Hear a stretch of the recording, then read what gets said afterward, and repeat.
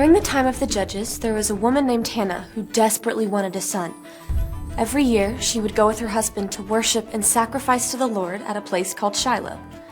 Priests named Hophni and Phinehas and their father Eli would lead the people in worship at Shiloh.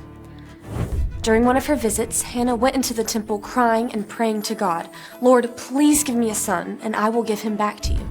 Eli was also in the tabernacle at the same time.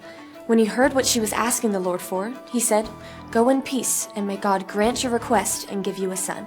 God answered Hannah's prayer, and she gave birth to a boy, and she named him Samuel. When the boy was a few years old, Hannah returned to Shiloh and gave Samuel to Eli to worship and serve the Lord there. Then Hannah prayed and said, "My heart rejoices in the Lord. There's no one holy like our God." Now, Eli's sons were wicked leaders of the people.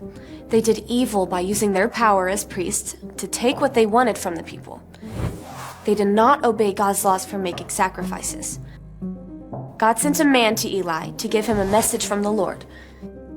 He said, "I'm going to cut off your family from leading my people, and I will raise up a faithful priest for myself." Sometime later, Samuel was sleeping in the temple of the Lord by the ark of God. The Lord called Samuel, and Samuel answered, "Here I am."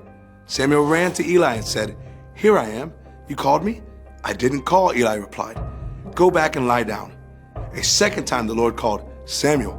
Samuel got up and went to Eli and said, "Here I am. You called me?"